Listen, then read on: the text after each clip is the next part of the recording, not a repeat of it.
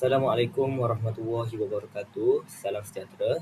Jadi pada video kali ini, kumpulan saya dan saya akan membentangkan tentang panduan pengurusan bilik darjah inklusif. Jadi dalam video kali ini termasuklah mengurus, mengenal pasti dan mendaya upaya murid berkeperluan khas. Jadi slide yang kami ciptakan ini merujuk sebuah rujukan visual dan diagnostik untuk pendidik berasaskan kerangka pendidikan khas Kementerian Pendidikan Malaysia. Jadi sebelum kita pergi dengan lebih lanjut, kumpulan kami terdiri daripada 3 orang, iaitu saya sendiri Muhammad Ikhwan Azizi, Wan Alia Fatihah dan Rosmani. Pertama sekali, definisi pendidikan inklusif.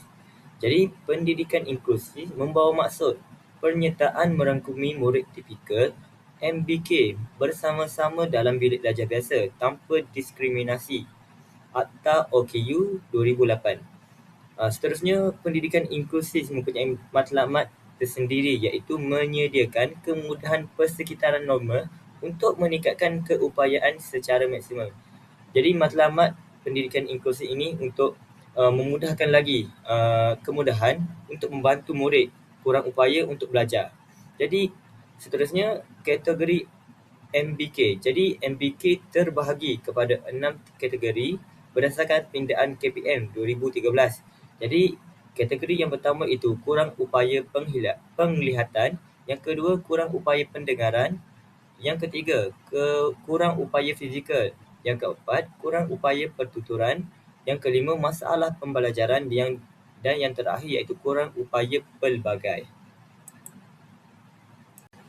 Baiklah, pada video ini saya akan menerangkan dua kategori masalah kurang upaya sahaja.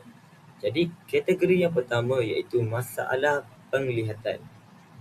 Jadi tahap penglihatan terbahagi kepada dua, iaitu terhad atau low vision dan buta atau blind.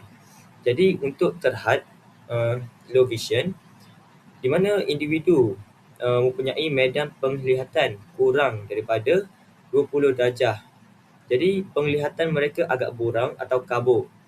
Namun masalah ini dapat diselesaikan oleh bantuan kanta atau cermin mata. Seterusnya buta. Buta medan penglihatan kurang daripada 10 darjah dari vitation. Di sini membawa maksud murid tidak dapat langsung untuk melihat. Jadi macam mana nak kesan murid yang mengalami tahap penglihatan ni, masalah penglihatan? Jadi kaedah yang pertama iaitu keadaan mata. Jadi keadaan mata juling melilau. Seterusnya tumpukan putih berkedip laju dan sensitif kepada cahaya. Jadi dengan adanya gejala-gejala ini, guru dapat mengesan seseorang murid itu mengalami masalah penglihatan. Seterusnya tingkah laku, di mana murid memegang objek terlalu dekat, kerap melanggar perabot dan elak aktiviti membaca.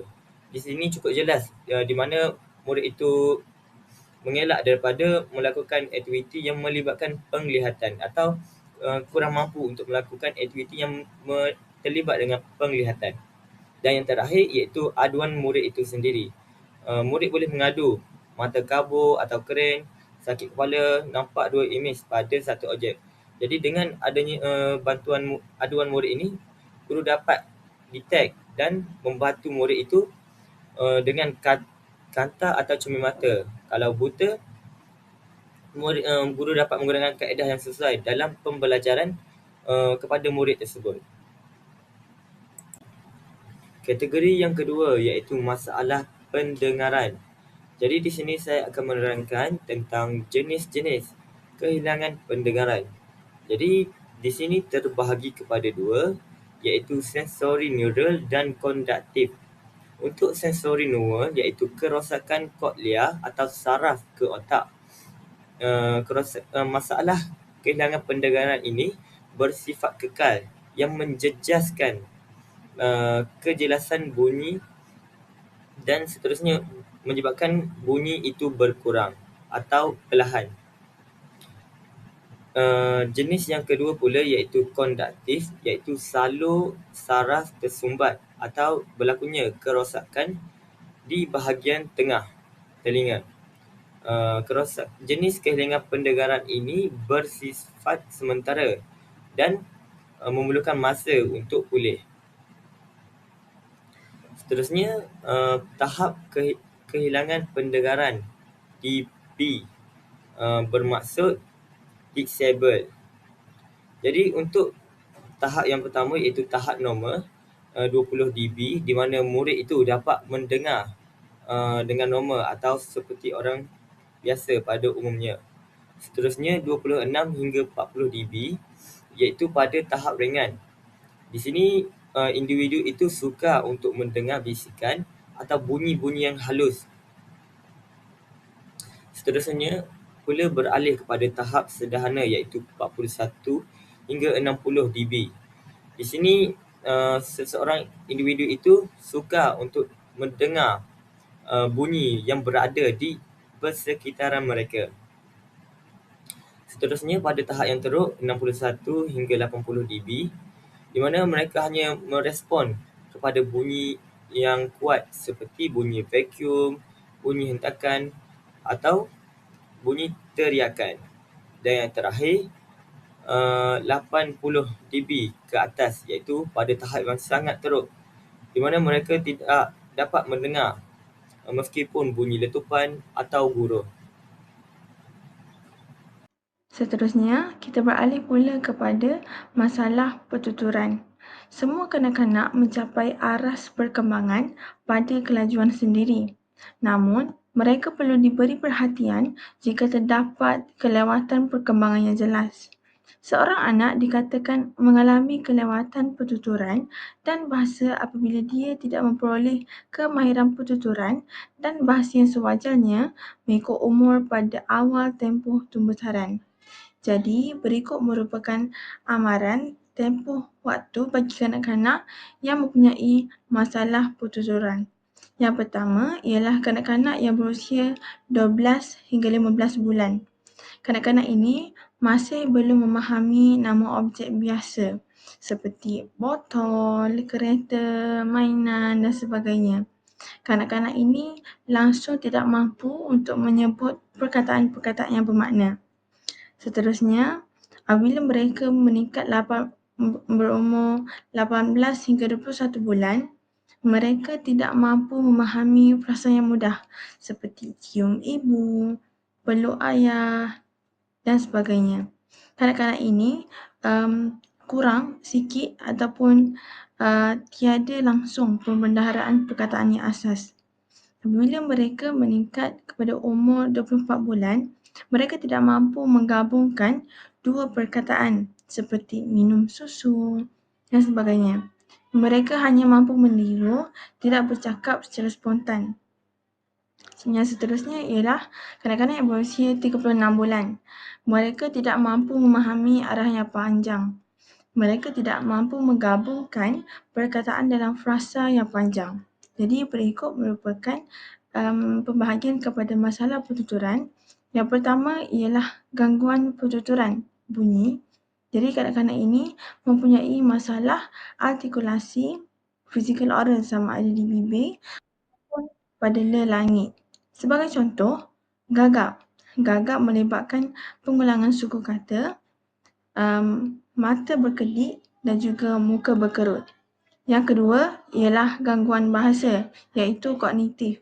Yang pertama ialah reseptif, mereka sukar memahami arahan yang disampaikan oleh orang lain.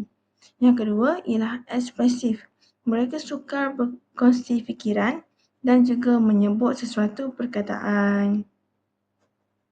Okey, seterusnya kita beralih pula kepada ketidakupayaan fizikal.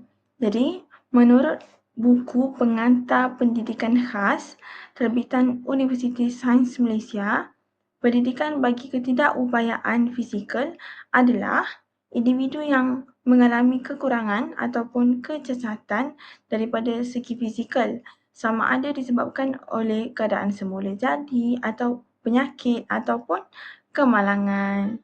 Selain itu, ia juga turut didefinisikan sebagai individu yang mengalami kekurangan atau kehilangan fungsi pada salah satu atau lebih daripada satu anggota badannya. Ketidakupayaan fizikal tidak mempunyai kaitan dengan masalah mental yang dihadapi oleh seseorang. Jadi, ketidakupayaan fizikal secara umumnya ialah kecacatan ataupun kehilangan fungsi pada anggota badan yang menjejaskan pergerakan, kekuatan ataupun mobiliti mereka. Jadi, perkara yang terlibat dengan ketidakupayaan fizikal ialah kedil, kudung, tes, lumpuh, spina bifida dan juga muscular dystrophy. Jadi, sebagai nota penting, ketidakupayaan fizikal ini tidak semestinya mempunyai kaitan dengan keupayaan mental ataupun kognitif. Jadi, bagi kurang upaya pelbagai iaitu KUP, Multiple Disabilities, individu yang mengalami lebih daripada satu jenis ketidakupayaan yang tidak dapat diklasifikasikan di bawah satu kategori sahaja. Sebagai contoh, gabungan masalah penglihatan dan masalah pendengaran, deaf blindness. Okey, baiklah. Seterusnya ialah masalah pembelajaran. Masalah pembelajaran melibatkan autism, disleksia, ADHD, lembam dan juga cerebral palsy.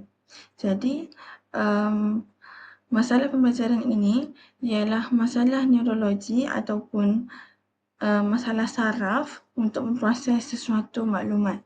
Masalah pembelajaran ini bukan disebabkan oleh kerecatan mental. Jadi kita beralih kepada yang pertama iaitu autism. Autism ini berasal daripada perkataan Greek iaitu autos yang bermaksud sendiri. Di mana kanak-kanak autism ini mereka hidup dalam dunia mereka sendiri. Jadi autism ia melibatkan gangguan saraf, perkembangan sosial ataupun komunikasi. Skala kanak-kanak yang terlibat dengan autism ini ialah 1 dalam 68 kanak-kanak. Jadi kita dapat kesan kanak-kanak yang menghadapi autism ialah daripada tanda tingkah laku mereka. Kanak-kanak autism ini sering melibatkan pergerakan berulang seperti tepuk tangan dan menggoyangkan badan mereka beberapa kali. Dan kanak-kanak autism ini juga mempunyai rintangan terhadap perubahan rutin. Mereka sangat suka untuk menerima apa-apa sebarang perubahan terhadap rutin harian mereka ataupun sebarang perubahan. Seterusnya ialah impak sosial dan juga fokus.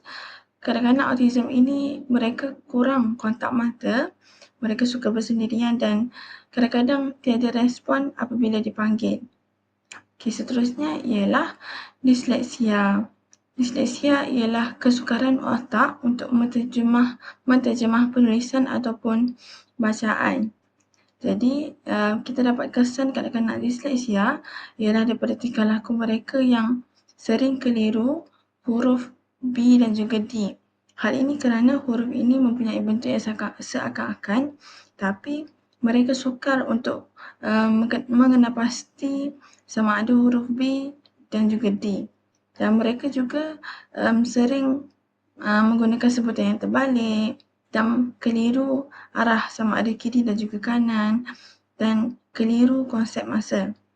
Jadi, impak sosial dan juga fokus, mereka kanak-kanak disleksia ini, mereka pintar lisan tetapi gagal untuk menulis ataupun menyalin dari papan hitam. Dan kanak-kanak disleksia ini sering dilabel sebagai seorang yang malas. Yang seterusnya ialah ADHD. ADHD ini melibatkan masalah tumpuan, hyperaktif dan juga impulsif. Jadi skala kanak-kanak yang menghadapi ADHD ini ialah lelaki sebanyak 4 kali ganda berbanding perempuan. Okey, tanda-tanda tingkah laku kanak-kanak ADHD ini, mereka sering kelihatan resah dan bertindak tanpa berfikir panjang dan sering mencelah perbualan orang lain. Jadi impak sosial dan juga fokus mereka ialah kesukaran untuk mematuhi arahan, menjejaskan hubungan rakan sebaya dan prestasi akademik mereka juga rendah. Okey, baiklah, seterusnya kita beralih pula kepada sindrom Down dan juga kurang upaya intelek ataupun lebih dikenali sebagai lembam. Jadi yang pertama ialah sindrom Down. Sindrom Down ini ialah kromosom berlaku apabila terdapat kromosom tambahan pada kromosom ke-21 ataupun dikenali sebagai trisomi 21. Trisomi 21. Jadi, ciri fizikal unik, ciri fizikal yang terdapat yang dapat kita kena pasti oleh kanak-kanak sindrom Down ialah mereka terdapat ciri fizikal unik yang ketara pada wajah, pertumbuhan terganggu dan selalunya sebahagian daripada spektrum kesihatan akal KUI. Jadi kebanyakan sindrom kanak-kanak individu yang menghadapi sindrom Down ini, mereka mempunyai wajah yang hampir sama. Jadi antara ciri fizikal mereka ialah lidah tebal, sering terjelih, hidung kemik dan sebagainya.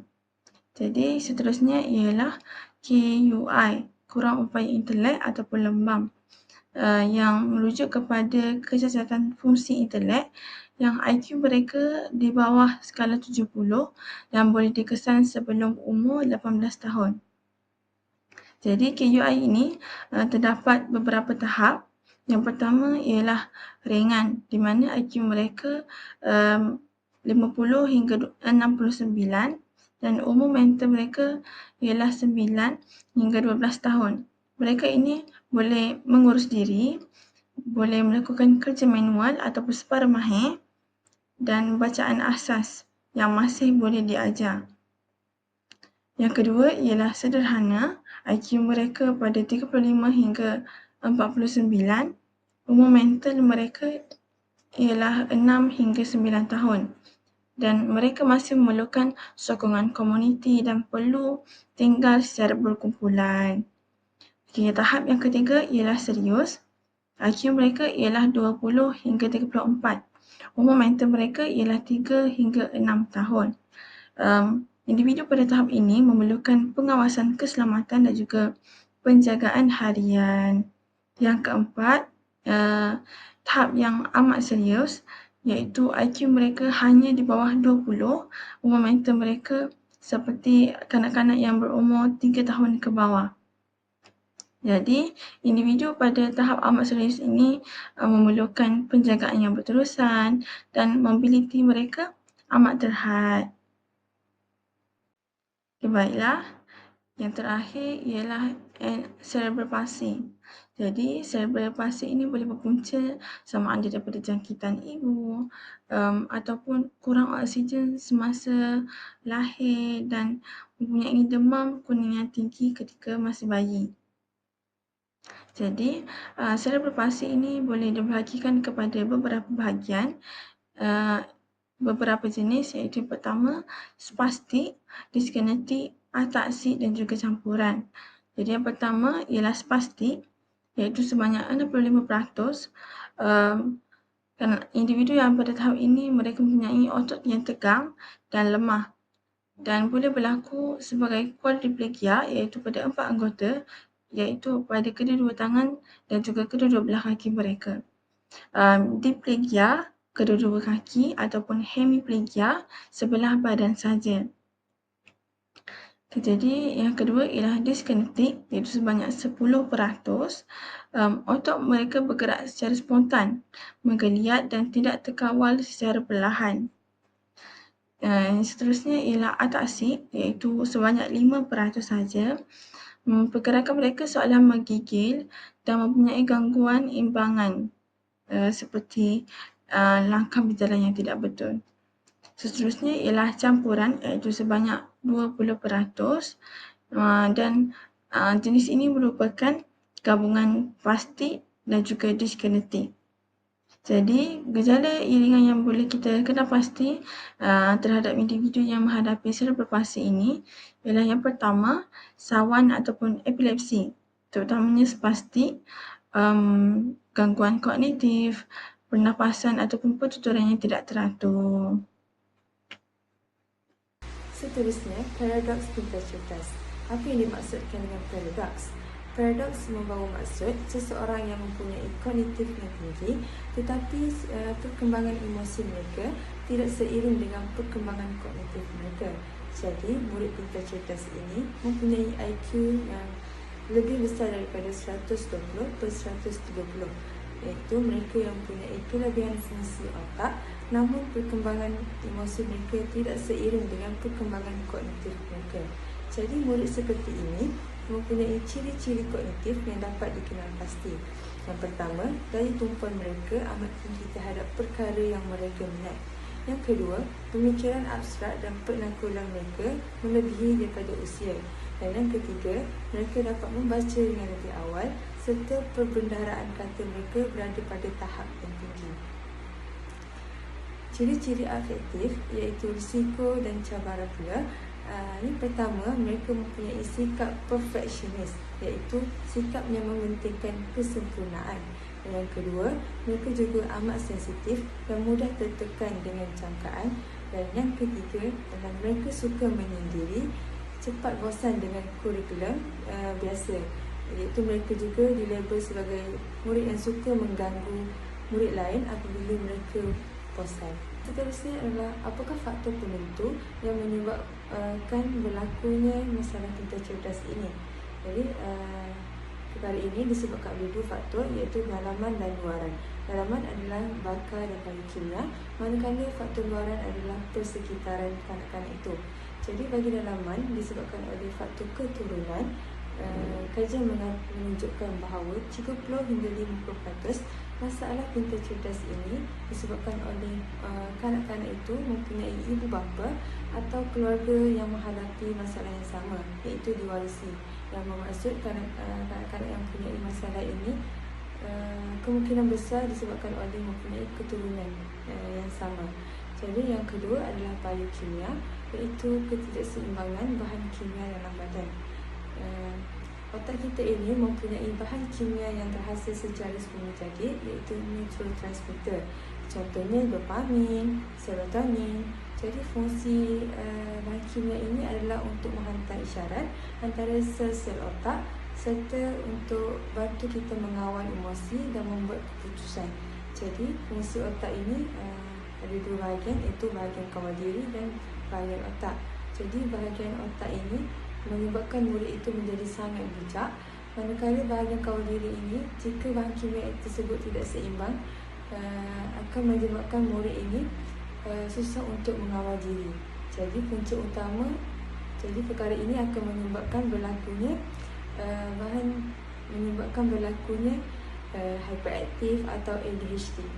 Seterusnya adalah kecederaan otak, iaitu infeksi semasa kandungan, sama ada murid tercampak atau kurang oksigen atau trauma selepas lahir.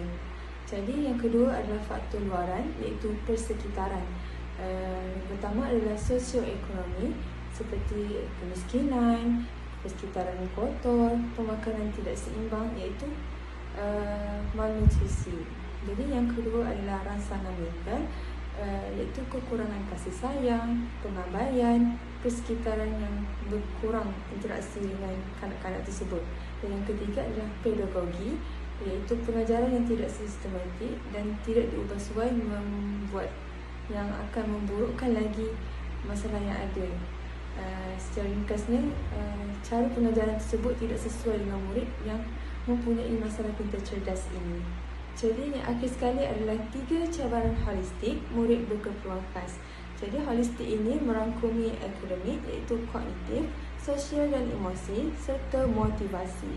Jadi, bagi cabaran yang pertama adalah masalah membaca, iaitu disleksia yang merangkumi masalah fonologi, sintaksis serta pragmatik. Dan yang kedua adalah masalah mengira seperti struktur ayat kompleks, salah saiz huruf, dan ejaan mereka yang masih lemah. Dan yang ketiga adalah masalah mengira, iaitu diskalkulia. Murid sukar melanggar saiz, nilai, jarak dan buang. Dan cabaran yang kedua adalah sosial dan emosi. Murid mengalami kesukaran menjalinkan hubungan kerana tidak dapat mengenal pasti model rakan sebaya yang terbaik. Dan yang kedua adalah murid akan kerap berasa terasing, disisihkan, dan perkara ini membawa kepada harga diri, iaitu self-esteem mereka yang rendah. Dengan kata mudah, keyakinan diri mereka itu rendah. Dan yang ketiga adalah motivasi. Kegagalan berterusan melahirkan sindrom putus asa, iaitu mereka akan menganggap diri mereka ini bodoh atau lemah. Dan yang akhir sekali adalah kelihatan malas, sukar fokus, terlalu aktif atau enggan mengikuti arahan kelas.